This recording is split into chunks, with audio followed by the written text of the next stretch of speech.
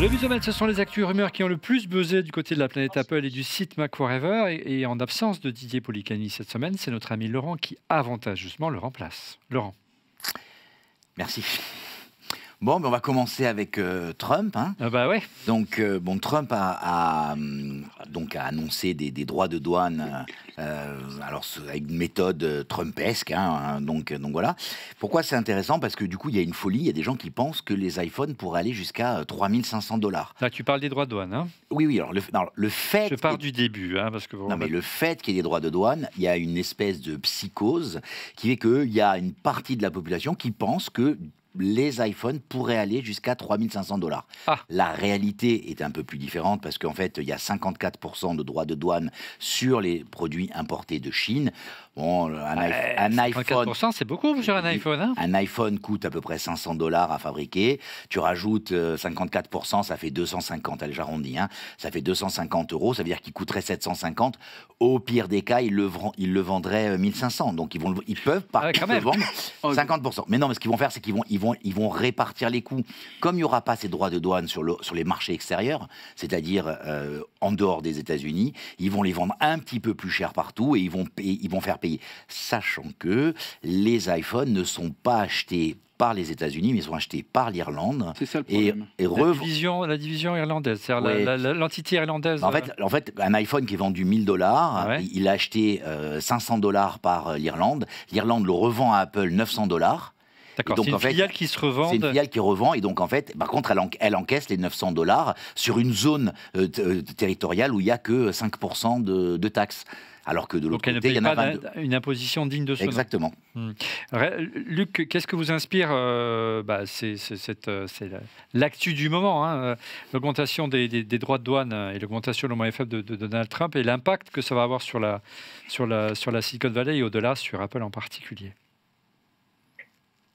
En fait, l'impact, on ne comprend pas grand-chose aujourd'hui, franchement. Hein, ça a l'air ridicule comme ça. Alors, Trump nous explique que c'est un médicament qui va faire effet dans les mois et années qui viennent. On a un peu de mal quand même. Donc, tout ce qui est hardware, ça va quand même être assez compliqué. Les services, pour l'instant, sont un peu moins impactés, apparemment. La vallée, c'est quand même beaucoup de services. Hein, donc ça m'inspire. Bon, je préfère pas dire exactement ce que ça m'inspire avec des mots qui dépasseraient un peu la politesse dans l'émission, hein, parce que Trump n'est pas vraiment celui que nous préférons dans la vallée. Surtout que la réaction de l'Europe à ça pourrait justement la volonté de taxer encore plus les big tech et les services. Ce serait en plus une double peine pour la Silicon Valley, Luc. Là, oui, on commencerait, alors l'escalade commencerait, et là, ça va commencer à être vraiment compliqué, quoi.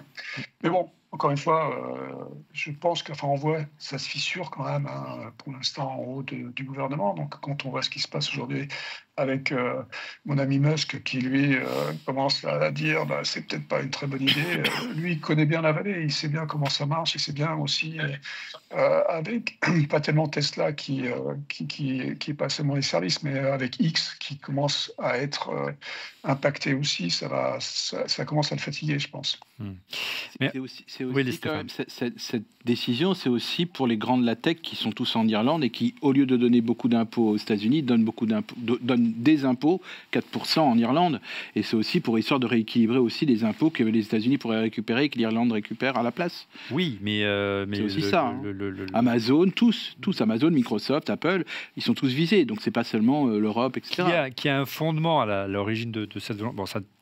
qui a un fondement pour la Silicon Valley et les big tech, je veux bien l'entendre. Mais le risque, au final, me semble... on joue au dé, quoi. On joue l'économie au dé. C'est évident. Mais là, il est dans la politique, comme il fait depuis le début, de l'intimidation. Ouais, c'est clair. Voilà. On revient à Apple et à l'iPhone. Donc on sait que ça commence à bruisser, donc on parle de l'iPhone 17, et surtout on parle de l'iPhone 17R. Donc il commence à y avoir des maquettes, alors bien sûr c'est des suppositions, hein, parce que c'est très très en amont, mais ce qui est très très intéressant, c'est qu'un 17 Pro mis à côté d'un 17R, le 17R serait vraiment fin.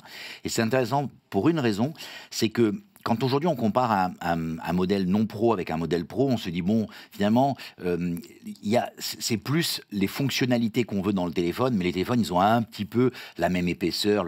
Là, je pense qu'on risque de revivre ce qu'on a vécu par le passé, de gens qui disent finalement, je suis prêt à prendre la version R parce qu'elle est tellement légère, elle est tellement pratique. Tu vois, il risque d'y avoir une découpe, ou des gens comme Stéphane, hein, qui sont des multi-téléphonistes, hein, il y a 8 téléphones. De se dire, non mais j'ai le R... Il n'y a pas assez de poche. J'ai le R et le 17, un dans chaque main. Donc voilà. Donc ça se confirme l'arrivée de l'iPhone 17R, ça se confirme la volonté d'Apple d'aller vers un modèle ultra léger et pour le moment, pas de fonction de... Non.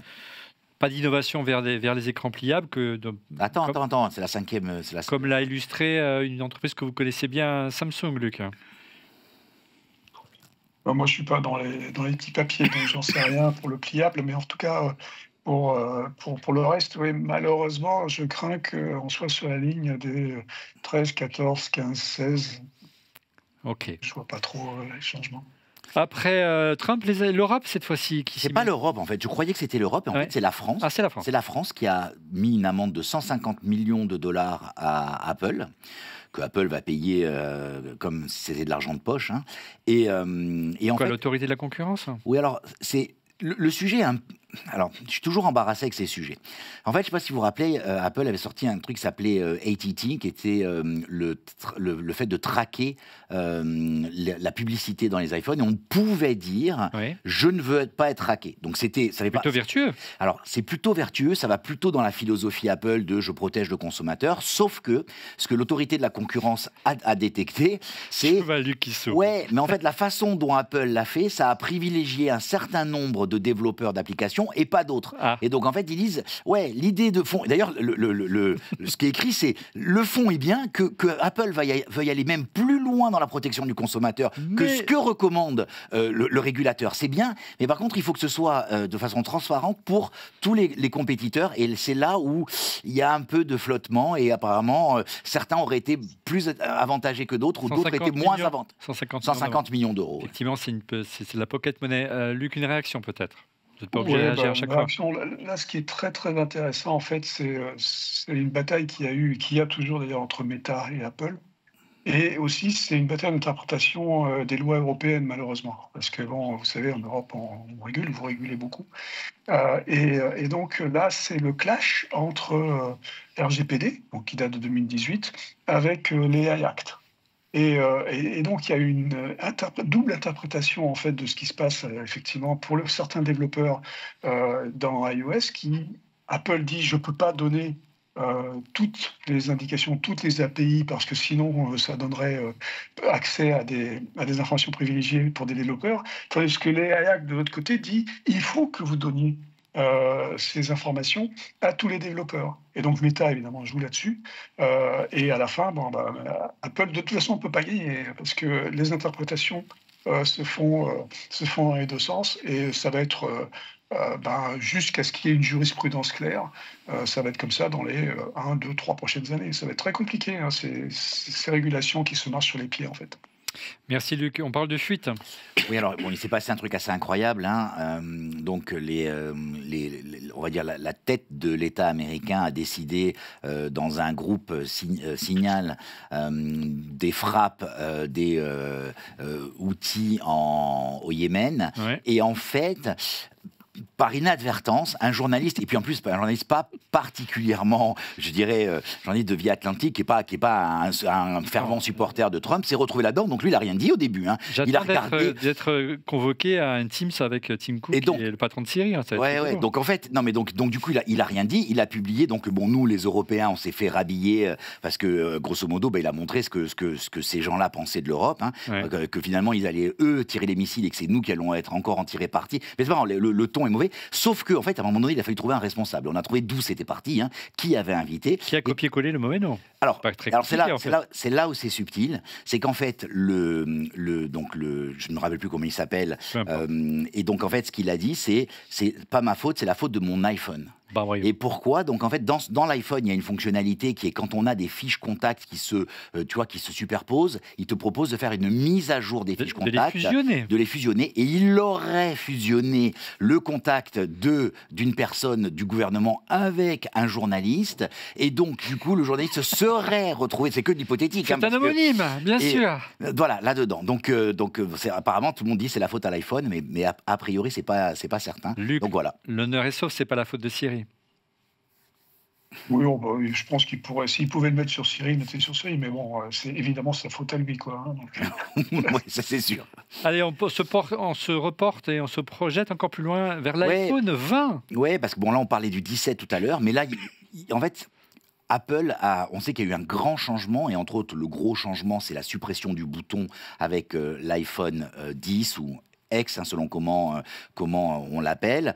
Et l'idée, beaucoup de gens disent, il va y avoir un changement un peu de paradigme pour les 20, le 20e millésime des iPhones, et donc possiblement beaucoup de changements. Et ce qui semblerait transparaître, c'est deux choses. La première, c'est que oui, les pliables pourraient apparaître à ce moment-là. Hosanna. Et surtout, il y aurait beaucoup plus de verre qui serait mis en avant. Ils auraient trouvé quelque chose, du verre. Des iPhones en verre, c'est-à-dire avec quasiment plus de matière métallique. Verre VERT.